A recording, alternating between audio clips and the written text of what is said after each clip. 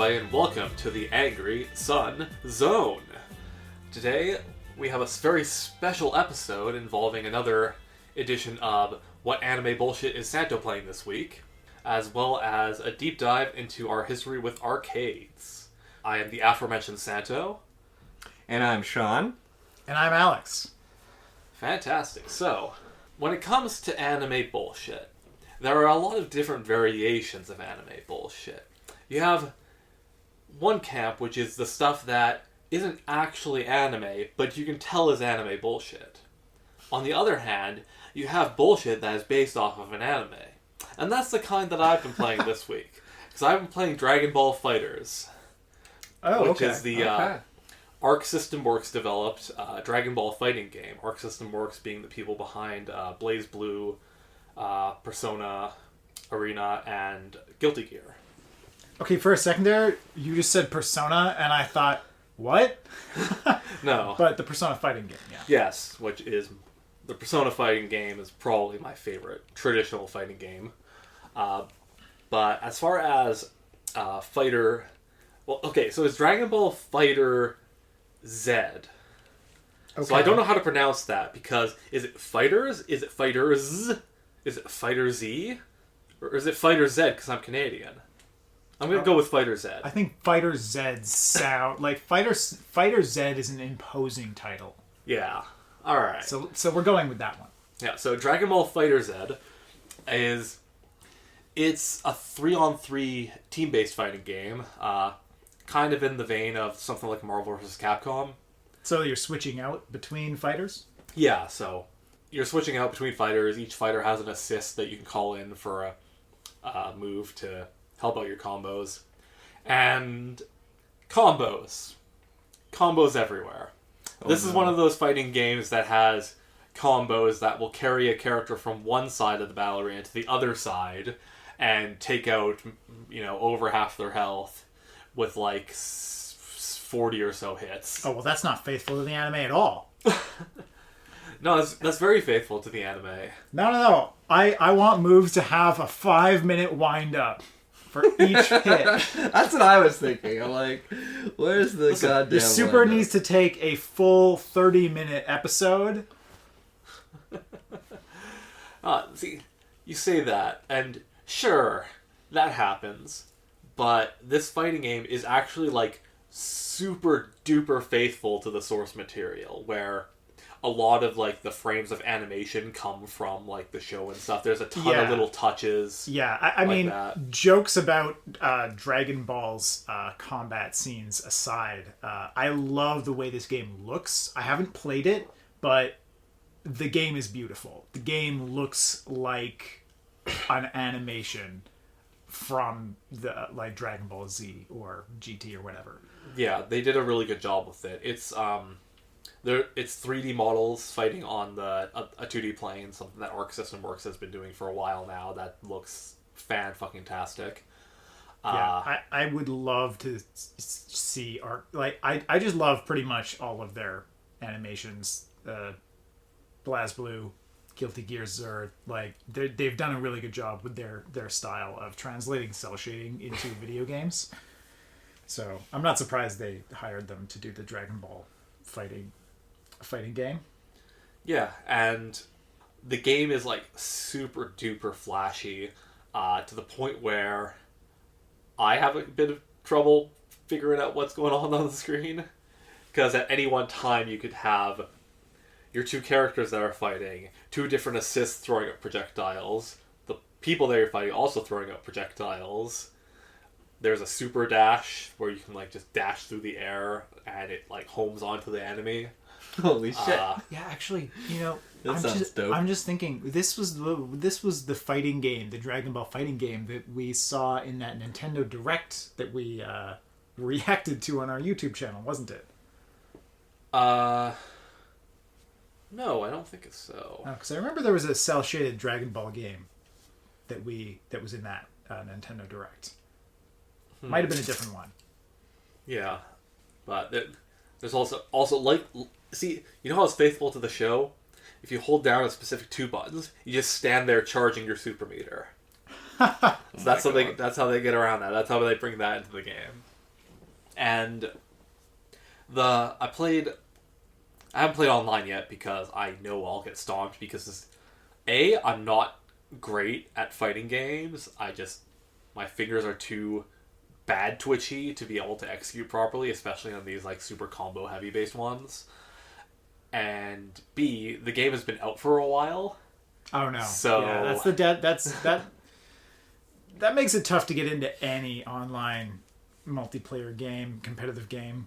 Yeah, just the more time passes, the more new players are not gonna be playing it. So somebody like me who's new, I'm gonna get stopped if I try. I know that, so it'll take a little bit.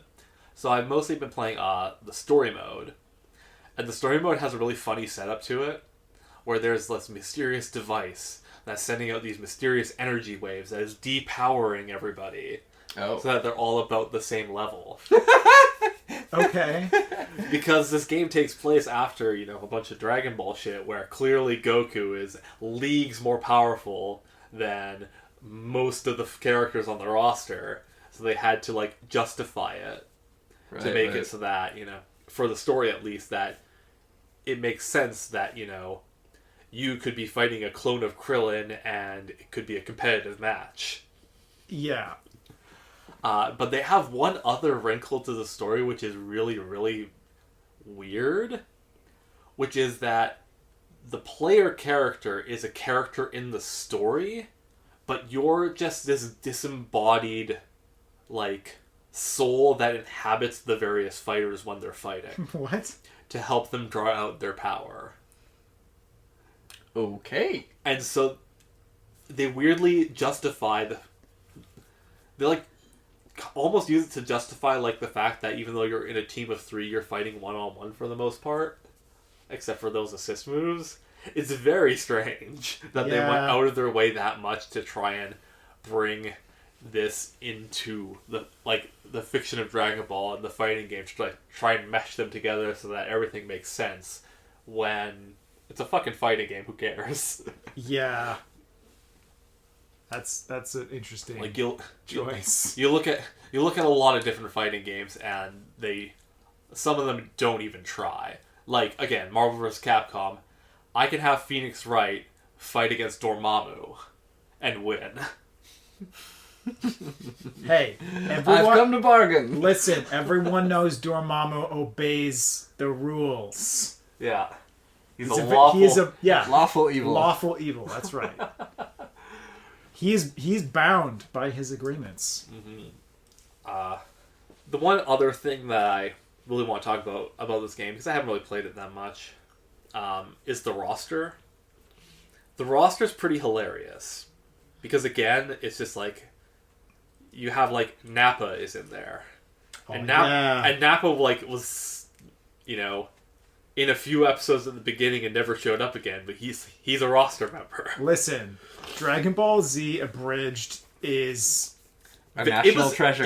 It is surprisingly influential on how actual Dragon Ball ended up happening. Yeah. Because Christopher Sabat, the person who voices Vegeta and Piccolo and some other characters in the English dub, is aware of it. And he's also the voice director for the English version. So if there's any liberties taken with the localization of it, he's involved with that. So there are some lines in the series that in Dragon Ball Super that are okay, they just did this for the jokes. This is something that I would hear in Dragon Ball Z Abridged probably. Yeah, I remember there was one meme going around for a little while of Piccolo at a barbecue or something, and I think he said a line that was basically from Dragon Ball Z Abridged. Yeah, it's just Piccolo, this food's so good, you gotta come over here and eat. Goku, I'm grilling. Do not interrupt the grill master. Oh my god. Okay, so this green alien who thought he was a demon for most of his life is now the grill master. It's so good. That's hilarious. And there's a bunch of other members of the roster. They've done a lot of DLC, which I haven't bought because I don't know how much I'm going to play with this game. So that makes me want to, as one of my main Captain Ginyu. Because his level 3 super is he swaps bodies. Oh. So you and the opponent like swap life bars and swap characters. So it's a free way to access the DLC. What? Because if you do it with a character that you don't own when you're playing online, you're playing as that character now. I don't gotta buy shit. Wow. Hot tips for saving money in the zone. Yeah, right. Play Ginyu. There's also so many Gokus. So many Gokus. Okay, as a percentage of the roster, how many is Goku? You can field 2 full teams of 3 with different Gokus. There are 6 variations of regular Goku, as well as 3 different fused Gokus. Wow. So that means there's 7.5 Gokus in this game. You could practically have a convention full of these Gokus, and you could call it Confused. That only applies to the fusion Gokus, though. Mm-hmm. No regular Gokus allowed. Fair. Only Gogeta and Vegito. Alright, Math Wizard, how many permutations of Gokus are there in total for this 3-player team here? Well, you've got half a Goku, so it's incomputable. Yeah, so that's Dragon Ball FighterZ. I'll probably keep playing it off and on, and be bad at it, but that's fine. That's how I usually play fighting games anyways. But, when I think about playing fighting games, sitting at home in my room, playing them online with randos, it's not the way. The true way to play fighting games is shoulder to shoulder with somebody that you just met that day with way too much noise in the background at an arcade. Perhaps like a Rush arcade? Perhaps maybe a Rush arcade. That's right. We're going to talk about our favorite internet cafe. Damn fucking right. Hits us right in the childhood. Now, to preface this, we have been gaming geeks for a long time, and earlier in the history of our gaming geekhood, we and a few of our friends made regular trips to this amazing arcade where we sunk a lot of time, energy, and the occasional money into the concession stand.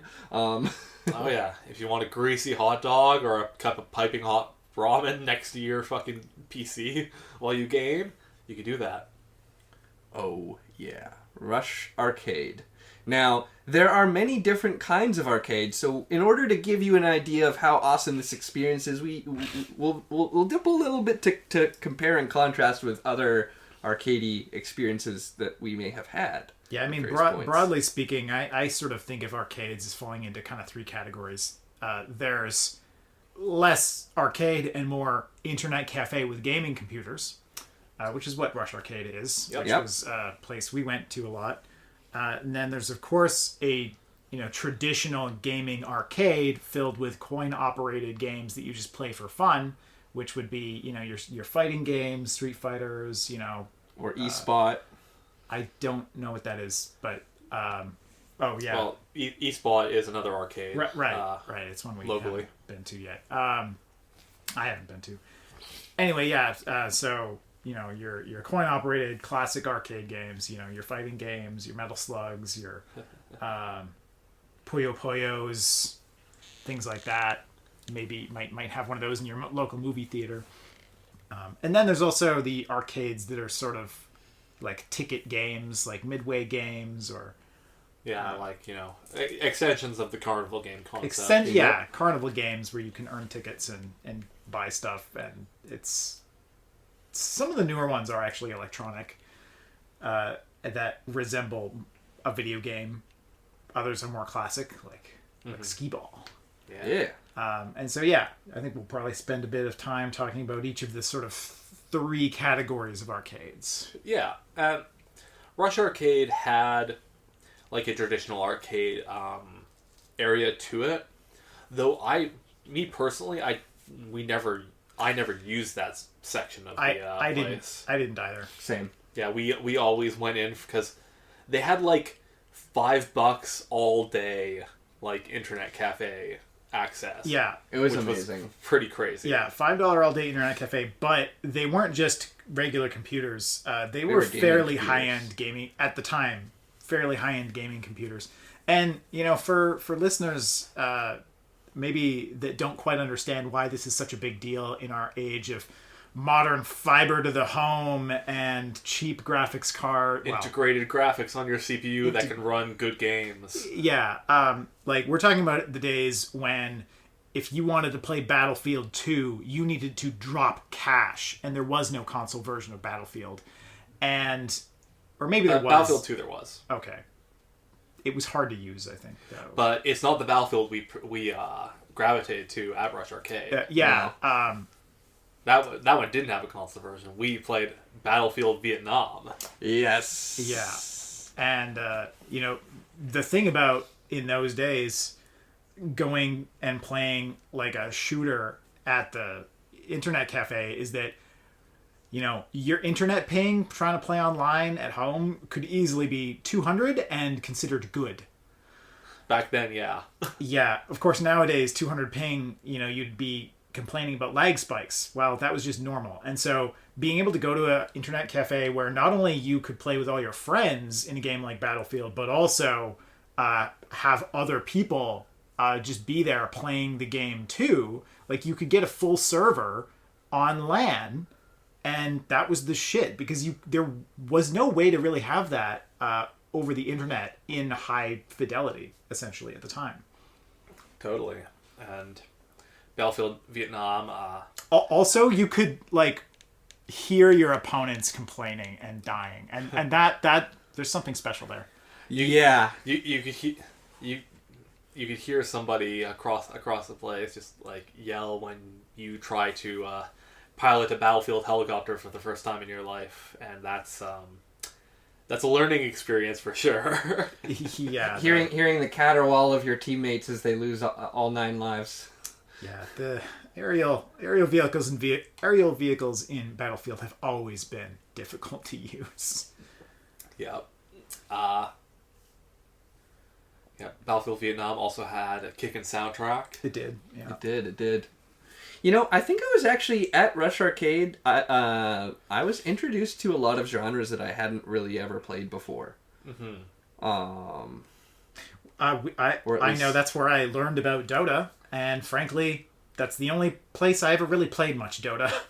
Yeah, that's something that we engaged in a few times when we were there. Yep. I think it was I never really pushed you guys to play Dota there. I think it was your cousin Sean that wanted to play it a few times, as well as randos. Sometimes random people would walk up to us and say like, "Hey, you want to play Dota?"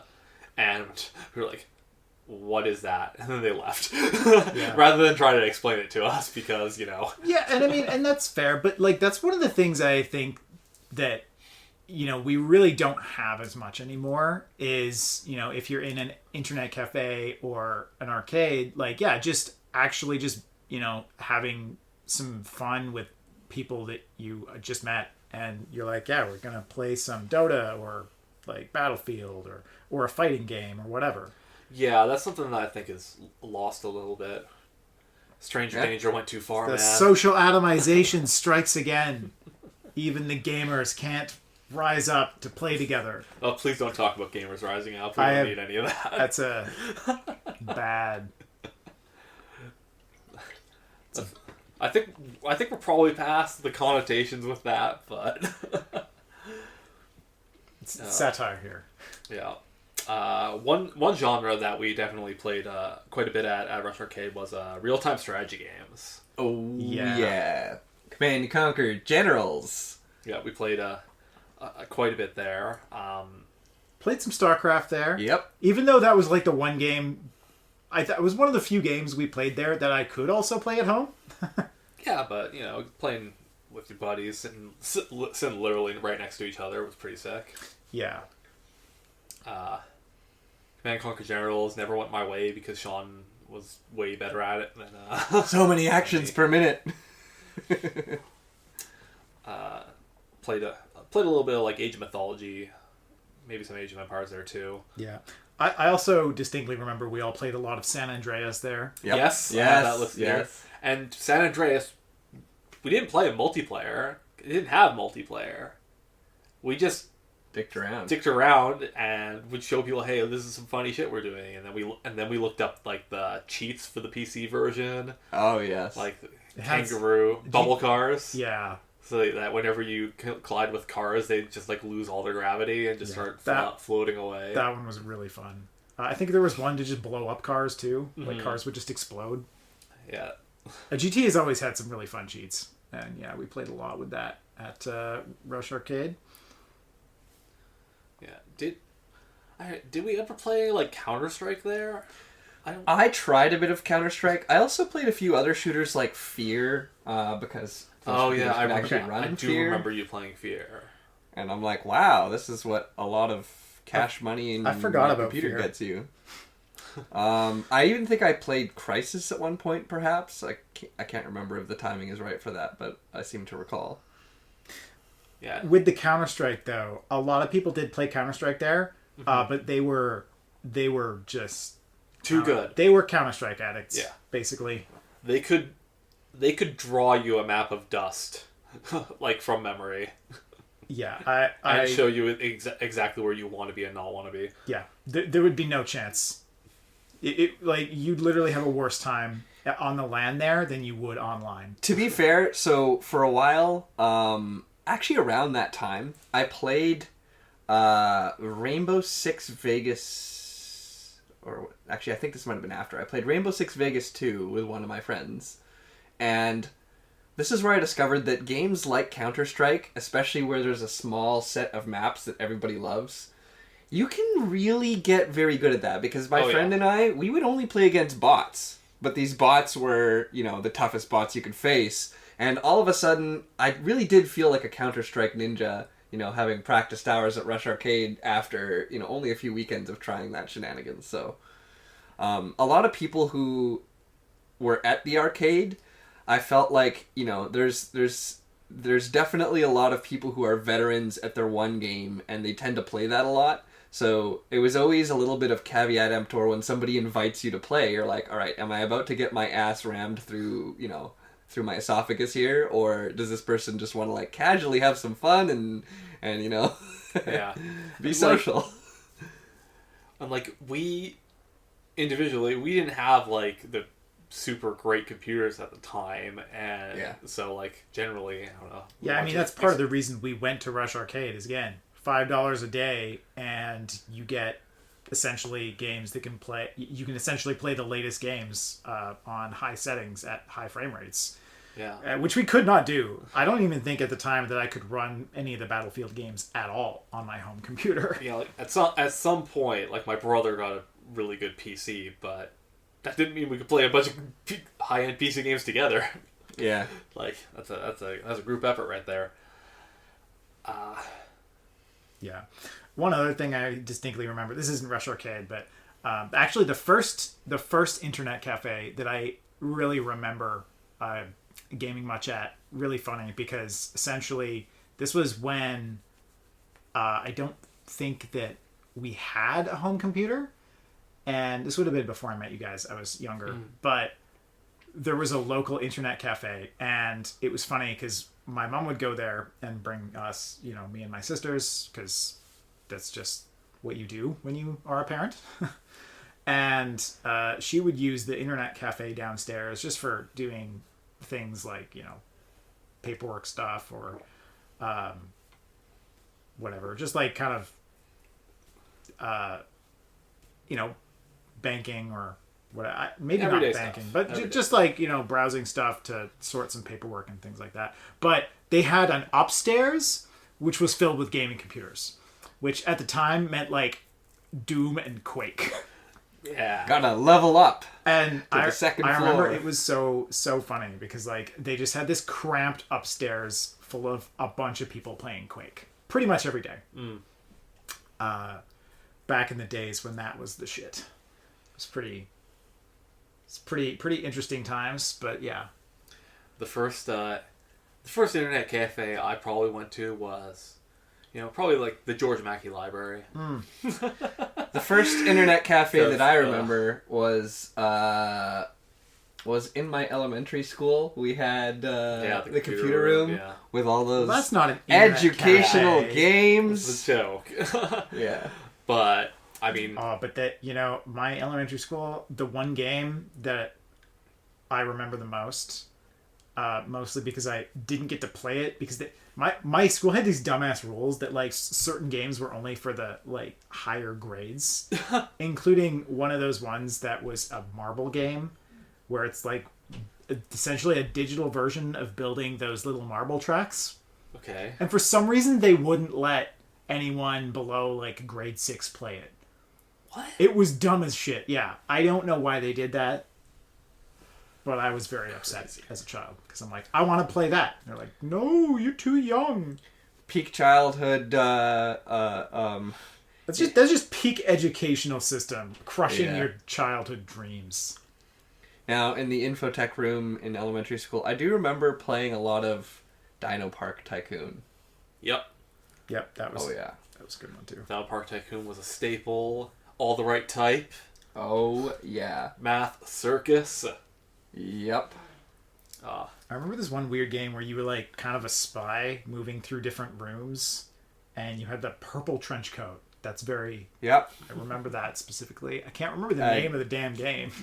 Gizmos and Gears or something? Maybe. I don't know. Yeah. What do they still do that in elementary schools these days? Do they have like weird educational pseudo games? That's where they break out the Raspberry Pi and the 3D printer, and they're like, "Come, my children, make us the next iPhone." Cha-ching, cha-ching, cha-ching. Oh, I think it was called Gizmos and Gadgets. There we go. close. That's a good pull. Yeah, so... Yeah, I mean, dude, the box art for this game, like, look at this insane... Just look up... yeah, that's good shit. Like 3D assets everywhere. That stuff's not in the game. That, like, we... None of it. Yeah. No, none of these art assets are in the game. That's internet cafes. We definitely... They kind of feel like they're from a bygone era these days. Like... I know Sean, we went to eSpot, and then we did sit down at the computers there, and it was just like, it was me, Sean, and one other person. It was impossible for us to agree on what to play, because we all played different stuff. Yeah. Like, back then, like, it was pretty easy to find people to just play any random shooter that you wanted to play. But now I feel like people have gotten so just like hyper focused on specific games. So that's just like, if you ask an Overwatch player if they want to play Valorant, are they gonna say yes? I wouldn't. Yeah, no, that's fair. So it's People get siloed into their niches, and then once they have their niches, they get siloed into the game that they prefer and not any of the other games in that genre. Atomization of your gaming preferences. we can move on to talk about, like the kind of Carnival Games Midway style arcades, because I think I know I have more to talk about traditional arcades, so we can save that for the end. Yeah, sure. I mean, so there's lots of classic arcade games that I recall having a lot of fun with. Skeeball. Skeeball is the classic. Skeeball is number one with the the fucking classic. bullet. Yeah. Yep. You can't talk about Midway games without talking about Skeeball. 100%. There's not a lot to say about Skeeball, though, really, is there? When I worked Except at to talk about it, that's when I worked at EA, they had a Skeeball machine there. That's pretty good.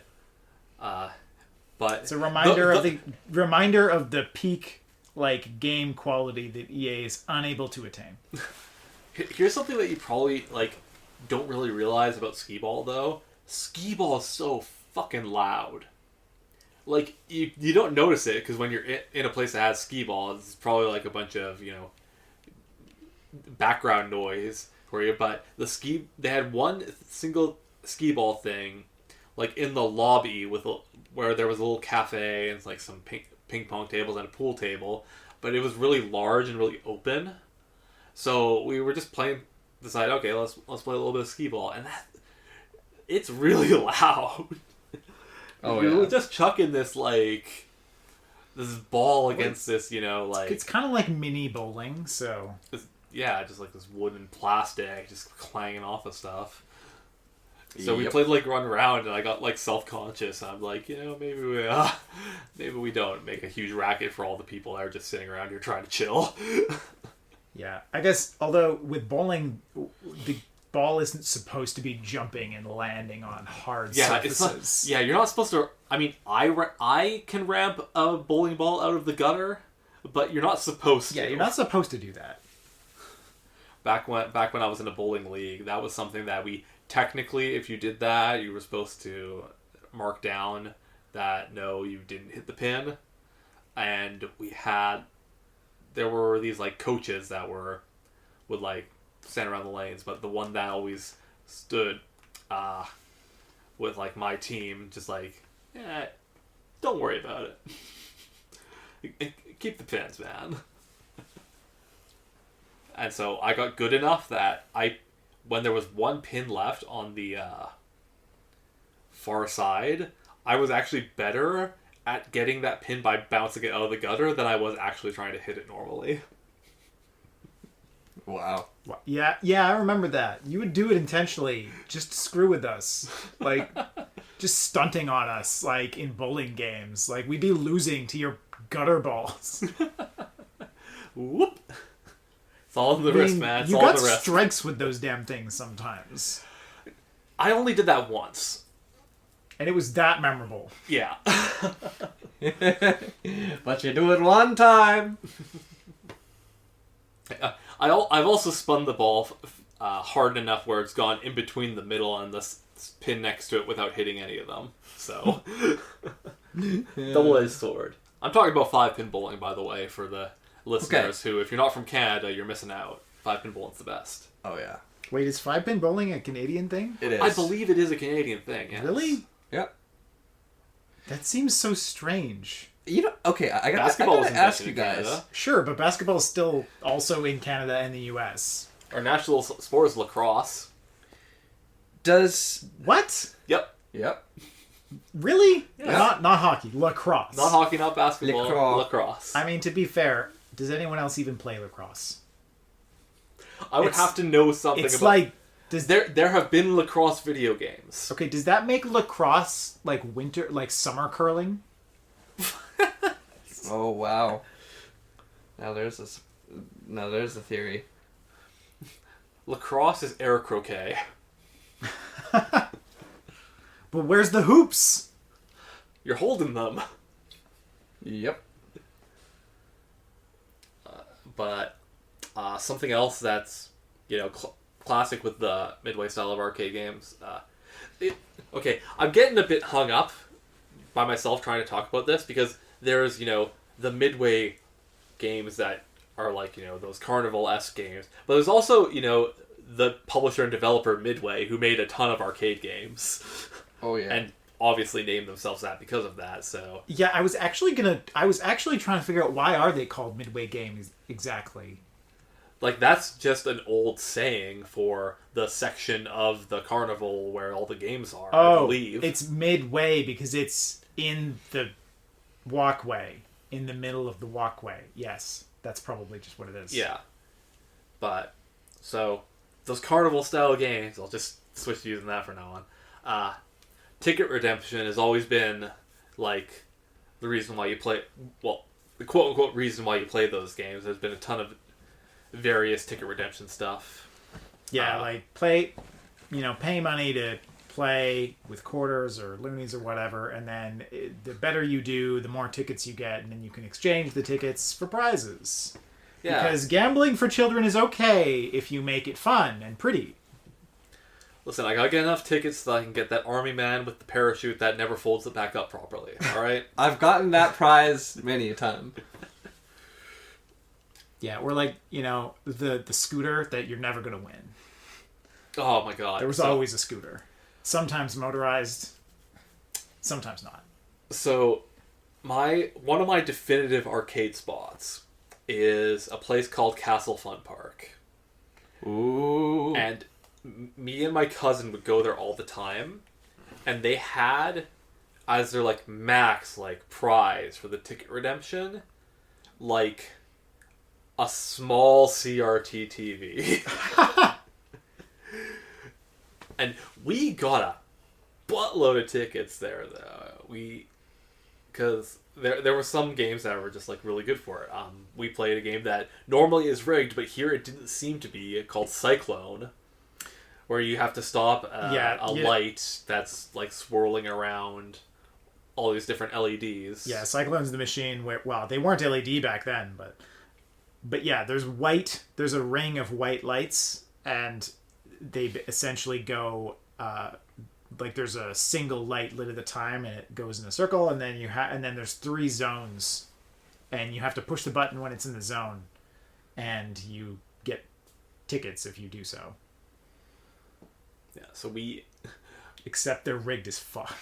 This one wasn't, and so we were really good at it, so we could get a bunch of tickets every single time. But despite like multiple visits there, spending a fair amount of tokens on these ticket redemption things, we weren't even fucking close to that CRT. Yeah, we had multiple garbage bags full of tickets, and we still like no. Yep. Yeah. So some fun facts about the Cyclone game, though. The manufacturer claims that it is the highest profit ticket redemption game ever made. This is again because it's rigged. I believe it. There's actually a YouTuber, Mark Rober, who did he's an engineering channel, and he built a high-speed button pusher to push it exactly when it is on the spot, and it's rigged. Like, he has some... Yeah, if you want to watch his videos, he goes in depth about this machine he built to time it precisely and explains, like, very much that it is rigged. Although, yeah, sometimes they're not. I had an instance where I ran into one that wasn't rigged because we could... I was there and I could reliably hit it maybe, like, upwards of, like, 60 or 70% of the time and get the max payout.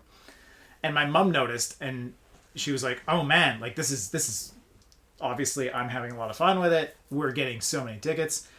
We went through all of the change that she had and all of the money that she had. So we had to go and get some more because she was like, "Oh, we got to get on this. Otherwise it's, we're not going to, like, it might not last forever." As soon as we left, someone came and turned it off. I bet. Yeah, because, it was... broken because the rigging clearly got turned off somehow. Jeez. Yeah, but yeah, I don't even with the game being actually skill based for a time, we still didn't get enough tickets to get anything terribly interesting. Yeah. Now, the one game that I always loved at those places for a ticket redemption game. I don't know what it's called, but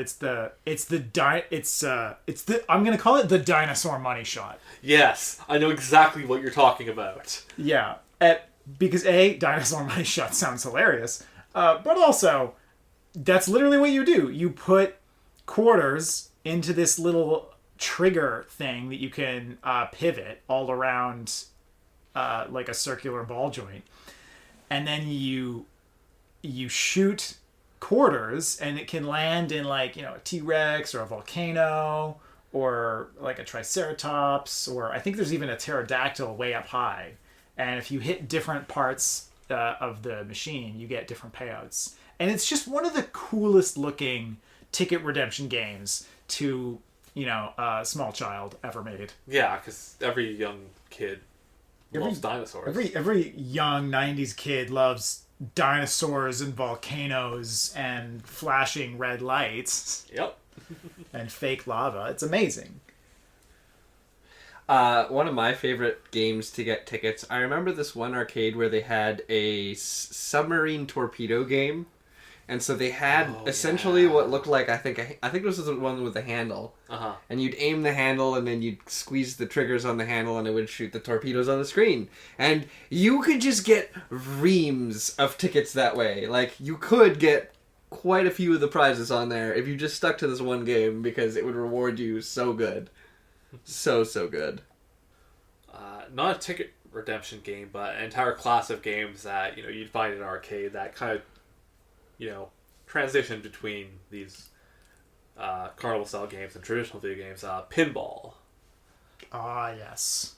Yeah, Castle Fun Park had a big section with, 20 or so pinball machines that I usually skipped over. Yep. But I think the only pinball machine that I've spent a decent amount of time with was a Tales of the Crypt pinball machine that was at this one Italian cafe / bar that my dad used to go to all the time to watch soccer. So I would play that a little bit, and I believe it had voice samples, digitized voice samples of the Crypt Keeper going hee and stuff. It was pretty sweet. Oh, the nostalgia. Mm-mm. But yeah, the reason why I would go to arcades is for the video games. I gotta get my video games wherever I go. So, there's a lot of different video games that I played a ton. In not only Castle Fun Park, but my family would always go to this campsite called Bigfoot around Harrison Hot Springs, and Bigfoot.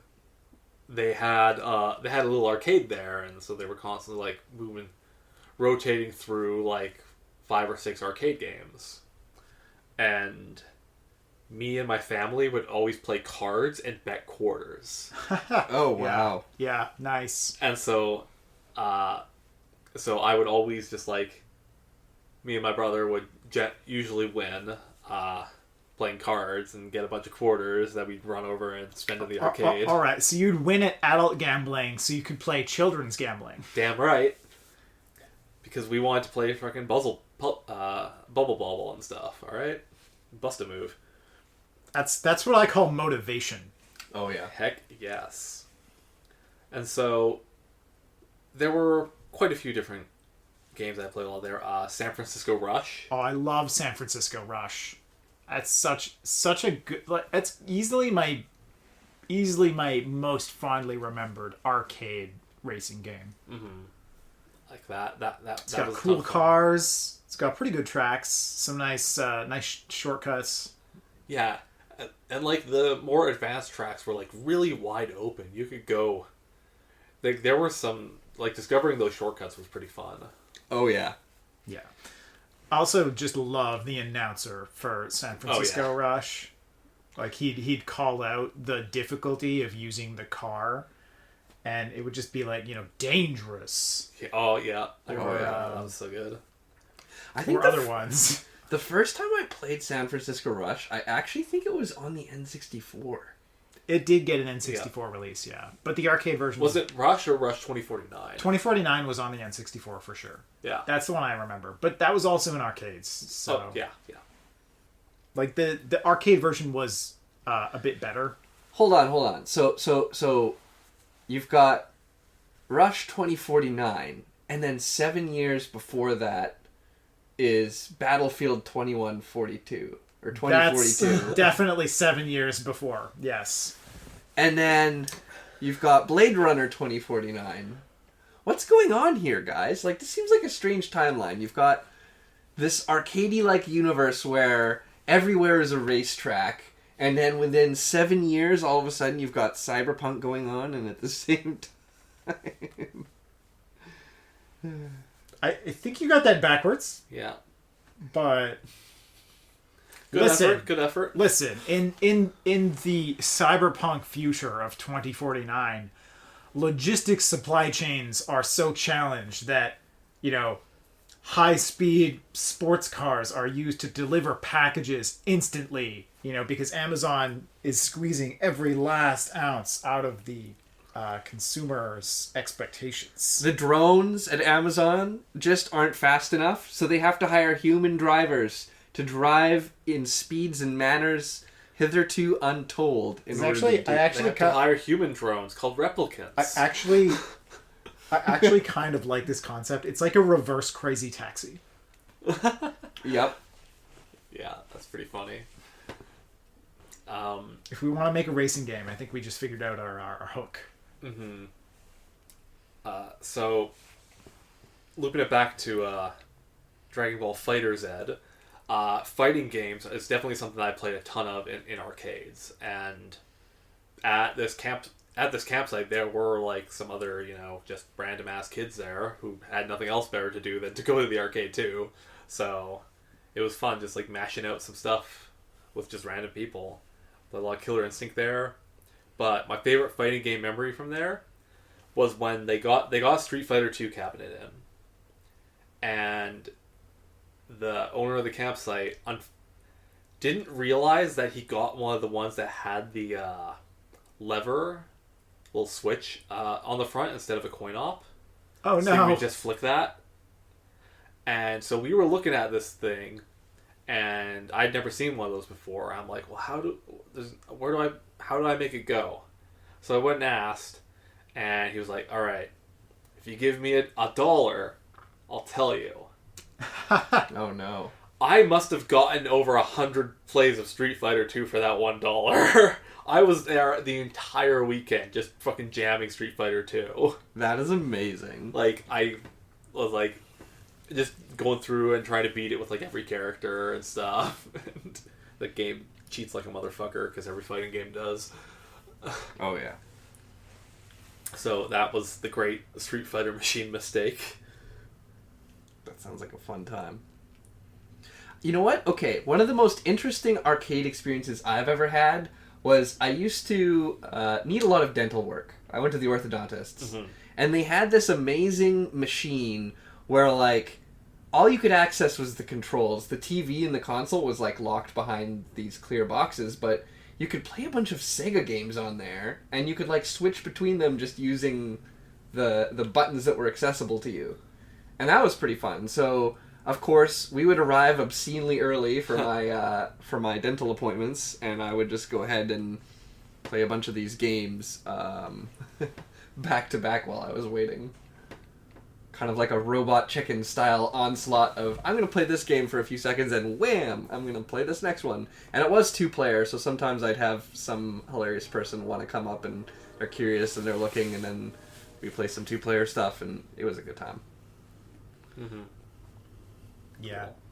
I think another one of my favorite arcade games, although it's not just one, but would be the Metal Slug games. Those were brutal though. Like they ate quarters like nobody's business, because the arcade Metal Slug games are so hard. Oh my gosh. Guess dying in one hit. Yeah. That'll do it. Yeah, but it's I really like the style. Like the sprite animation in those old Metal Slug games was really good. Oh yeah, SNK like did some of the best sprite work that you'd ever seen. Yeah, and they're so smooth. Like the animations are like pretty high frame. They're pretty high frame count animations for the time, and even today they still look quite good. I would say some of them. I mean, like, when we saw the trailer for Metal Slug Tactics, and the in-game footage of that, it just looked like those old games. Yeah. Except even in, an even smaller scale, and it still looked amazing.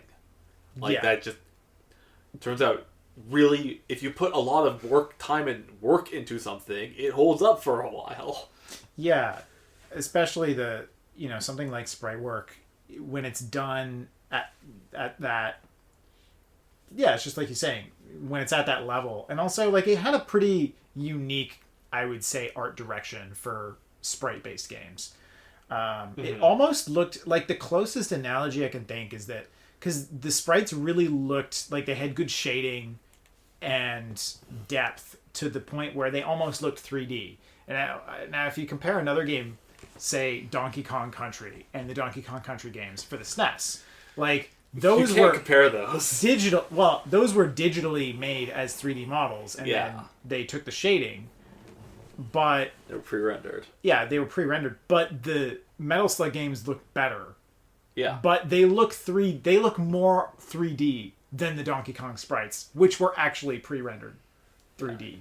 And the other thing that made the Metal Slug games look so good was the animations. They're very exaggerated animations for a lot of the characters and enemies. Yeah. And like,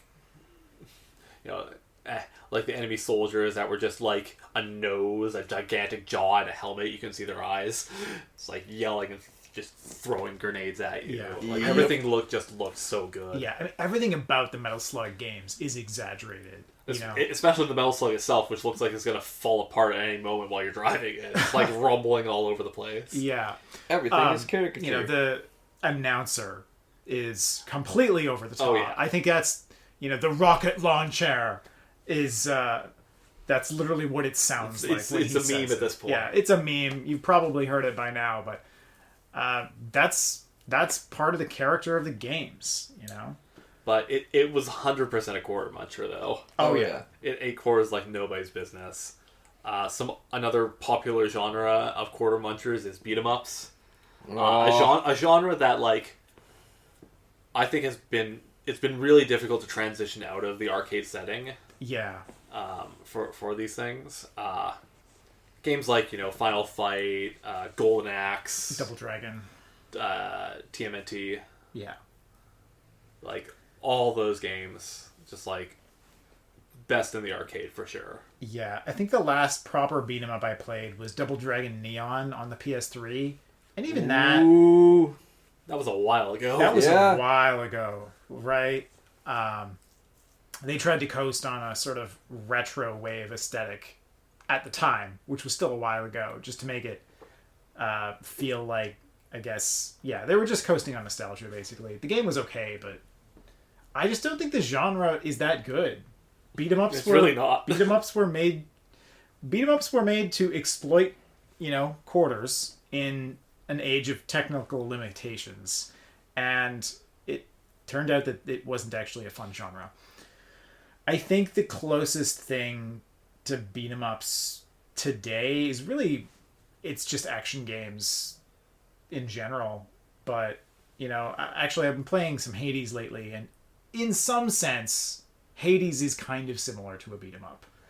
You've got a character that you have to, keep from taking too much damage, and you have to keep moving, and you're just very much close combat focused. It's not quite the same. A lot of action games in that style have some things that are more bullet hell like, and especially something like Enter the Gungeon, which is kind of similar. But and those are both roguelikes, which is again a bit different than beat 'em ups, but in general, I think that's the closest type of game I can think that matches like the sort of spirit of the gameplay. Except honestly, they're a lot more fun than beat 'em ups ever were. Well, that's because you generally have a lot more control over the action. Beat 'em ups, specifically makes that you have your movement speed's pretty slow. Like, you can't really dodge things. Bosses tend to be able to run across the screen and do attacks way faster than you can do attacks, or sometimes even react to them. Just, again, the people that were designing those games were very, very smart. Yeah, it's an unfair genre, and players just don't like it. That's why it's died. Munching quarters harder than Pac-Man pops pills. Pac-Man. Now I'm just thinking of Mario Kart GP. Oh, yeah. The one time you could play Pac-Man in a racing game. Maybe not the one time. That was such a strange move. I mean, it makes sense, I guess, to put Mario Kart in an arcade, but it's just not... It's a little bit of out of sorts. Yeah. It felt a bit weird. It didn't control like a Mario Kart game. It really didn't, no. But, you were sitting in a go-kart facsimile. Yep. That's an experience you can only get at the arcade. There's a lot of games that are experiences that you can only get at the arcade. Yeah, Ooh. actually, there was also some games that had like motion seats and stuff like that would lean. Some of the Star Wars games. That's actually what I'm thinking. I think there was Yeah. there was a pod racing cockpit game kind of games, that had yeah. a cockpit that moved side to side. That's kind of cool. And then there's like, light gun games. But yeah. Like you, Time Crisis. yeah. Yep. Actually, House Time of Crisis. the Dead, Area 51, like a lot of fun little light gun games that if you've ever tried to play the home versions of those with a controller, they don't work. Yeah, something like that's Yep. really all about the light gun. Yeah, and like that's never been a home console thing except for the NES Zapper. Yeah, I'm kind of reminded. I think there was a game I was playing. It's that N64 rail shooter that You're gonna have got to a be more Japanese specific. only release. Bomberman? Was it Super Scope? No, Oh, it used a controller, but it probably should have been a light gun game. Can't remember. moving on. One game that I loved that it was a pretty arcade like centric experience was there was a Simpsons bowling game. Why? What? They made a lot of Simpsons games, okay? There's Simpsons Wrestling, there's Simpsons Skateboarding, there's tons of Simpsons games. But this was a arcade bowling game where you used a trackball to bowl. And that was, like, the first time I'd seen a trackball. That's wow. bizarre. For arcade games, which, that's... I think a little bit of an older style of controls for arcade games, but it was sick as hell. Yeah, that sounds. I think I played as Groundskeeper really Willie cool. all the time. I mean, how could you not? That's Right? good shit right He's there. Scottish. They know bowling, Yeah. right? I think they know golf. It's more golf, but the golf is Scottish. Golf has a ball. Bowling has a ball. Bowling is Scottish. Bowling is Scottish. If There P, we go. If P, then Q. If Q, then P. Of course. This go. isn't a logical error. Golf is just bowling with implements. It's tiny bowling. The pins are a different size, and There's only one pin. yeah, Well, it's the pin that you put in the ground and then you put your ball on, then you hit it. yep. Pin at the start, so the pin's at the end. One entire genre that Okay, by the way, I found the name of that dinosaur game. It's called Dinosaur. Dinosaur. Yeah, I'm gonna stay with Dinosaur Money Shot though. Yeah, it's very Yep. evocative. Oh yeah. Dino DNA, I mean, you're shooting quarters right into the dinosaur's mouth. Yeah. It's 100% a money shot. Oh yeah. It literally does not get more money shot than that. Leave that alone. One other entire genre that I think like lives in the arcade. It's been brought home, but like the arcade is where it's at. Is rhythm games. Oh yeah. That's actually what I remember. There was a lot of at Rush Arcade that we didn't end up playing. There was a ton of rhythm games there. Same with when we went to eSpot, and just like these crazy rhythm games with all these different kinds of control schemes to play them. I played one called Jubeat, which is this panel in front of you that it's got 4x4 like push down buttons on it, but the buttons themselves are fairly large and they have screens behind them, so you need to push the buttons when they light up, and there's different patterns that can light up so that you kind of like move your hand across the buttons and to hit them. And yeah, like the Japanese rhythm games, they're so inventive and fun to play. It's a shame that I don't know any of the music on any of them. As well, like there was one anime theme that I knew of when I was playing Jubeat. And like whenever I've tried playing DDR, like I don't know any of the songs on. like, unless they have, like, there's a couple of DDR songs that have, like, weird Eurobeat songs that I know for some reason. DDR is analogous where to it's witchcraft for me, and same with Guitar Hero and that genre. I played the arcade version of Guitar Hero once. I didn't even know they had an arcade version of Guitar Hero. Yeah, it's pretty funny. The guitar was not in very good condition. I bet.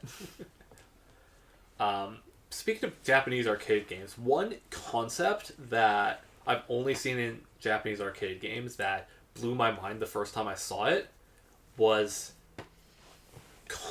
progression. There was an Initial D game that you could purchase a little card for that stored your progress, because you were like buying parts and customizing and tuning your car in different ways. And That's pretty cool. And so yeah, you would have like this constant progression. And I've heard of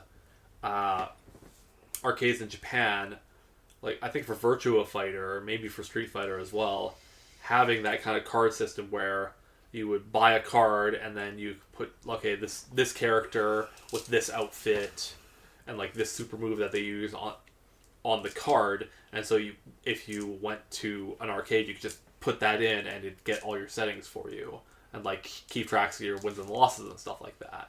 It's a really neat concept. Yeah, but unfortunately, arcades kind of died over here. So Yeah. R.I.P. arcades are definitely bigger over there. R.I.P. Arcade. Forget Rush Arcade. Let's go to Rip Arcade.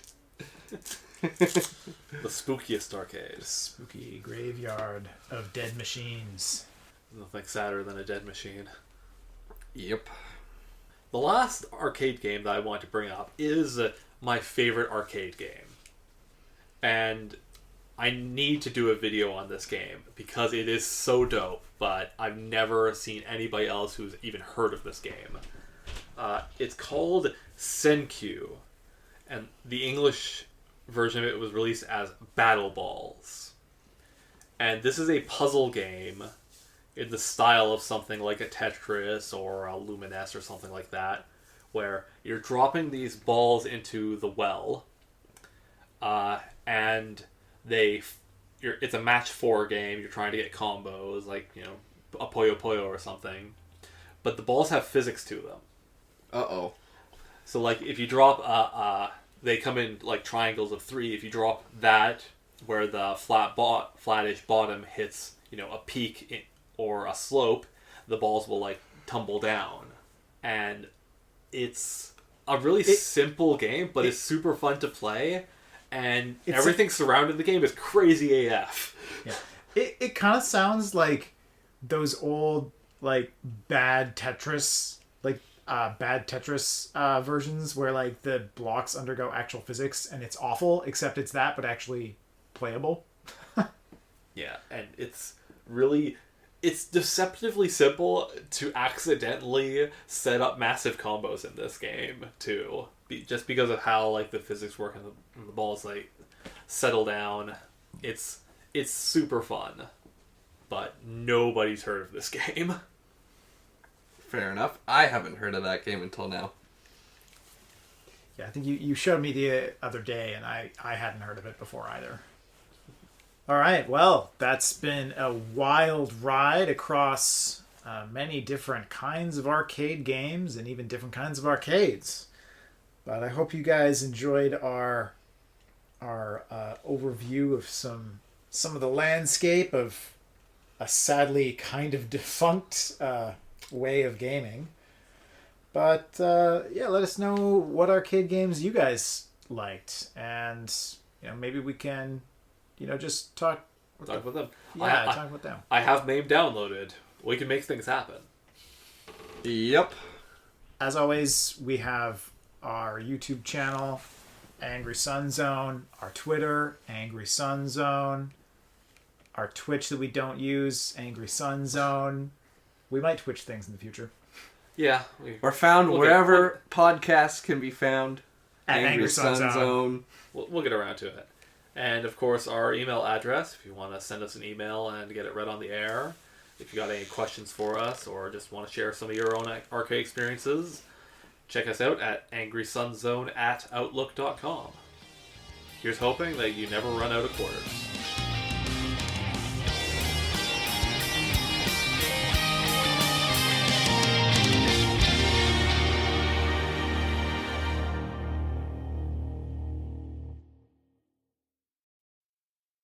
All right, so 11 out of 43 characters on the cast of Dragon Ball FighterZ are Goku. All right, so 3 players, 11 choose 3. There are 165 combinations of all Goku teams.